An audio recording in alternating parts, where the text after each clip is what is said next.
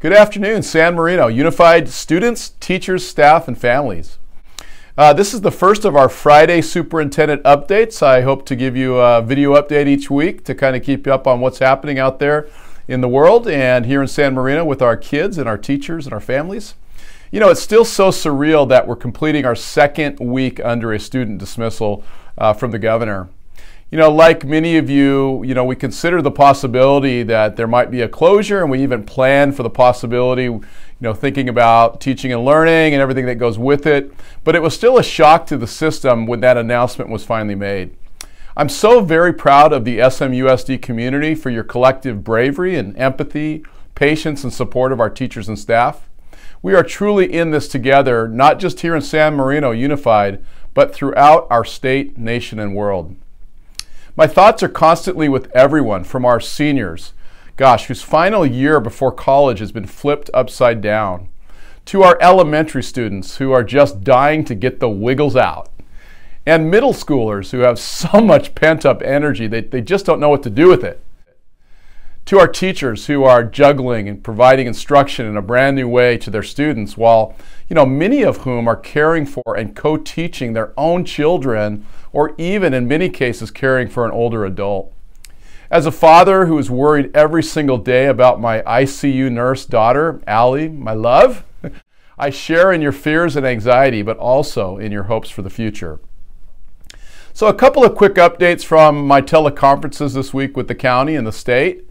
Yesterday, I'm sure you heard that Los Angeles Mayor Garcetti issued some very strong statements that citizens should stay at home, and that the safer at home may or will last well past the May 5th current school dismissal times.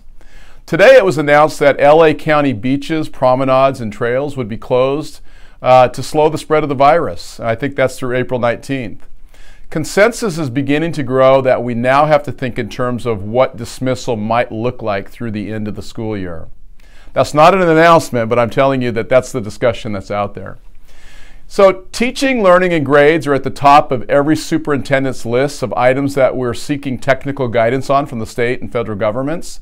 State Superintendent Thurman is working with the UCs and the CSUs on establishing acceptable criteria for determining graduation requirements and grading policies that will not harm the higher education admissions possibilities of a high school student. We are expecting guidance around these matters very soon. So while teachers have been developing resources and units of study over the last couple of weeks, this week was devoted to connecting with every student in a meaningful way around high-quality content. We are still guided by the following principles: that this continues to be a student dismissal and not a school closure. And what that means is that we have continued providing optional and ungraded resources that were non-punitive in nature and meant to provide feedback. At the same time, we have been preparing to turn the corner towards moving students along in their learning and high school students towards graduation credits. We should all recognize that these are extraordinary times with less than perfect solutions. Mistakes will be made, practices will evolve, frequent collaboration will help align and sharpen our best practices, and new guidance from the Fed, state, and county will help us hone in on our program as we move forward. We are so concerned for the wellness of our students, staff, families, and friends, and I hope and pray every day that through the measures being taken, that we can slow the spread of this wicked virus. In the meantime, we have many opportunities ahead of us. Our teachers are making history through amazing new, innovative teaching practices being employed and through strong collaboration between our teachers and our students and our parents. Counselors and special educators are developing new ways of relating and connecting to our students and are doing a great job of pushing out resources, lessons, and guidance from afar. Families are reconnecting with each other in deep and beautiful ways. I've heard many stories in the Chromebook pickup line from parents and have had several conversations on the phone with parents who have seen this as an opportunity to kind of reconnect with their kids and really have great quality time together.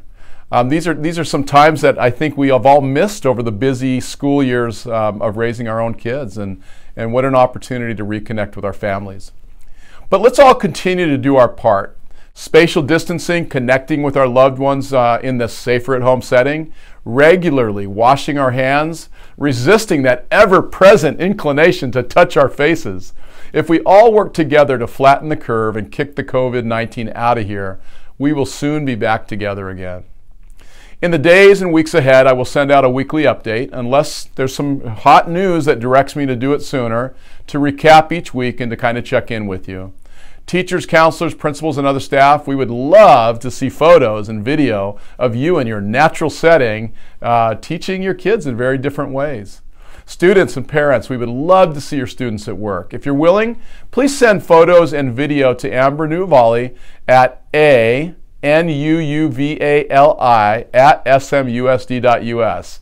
Once again, that's nuuvali@smusd.us. Well, listen, from my family to yours, I hope you have a wonderful, safer at home weekend, and that family, friends, and loved ones find health and happiness in the midst of this very difficult time period. Thank you, and God bless you.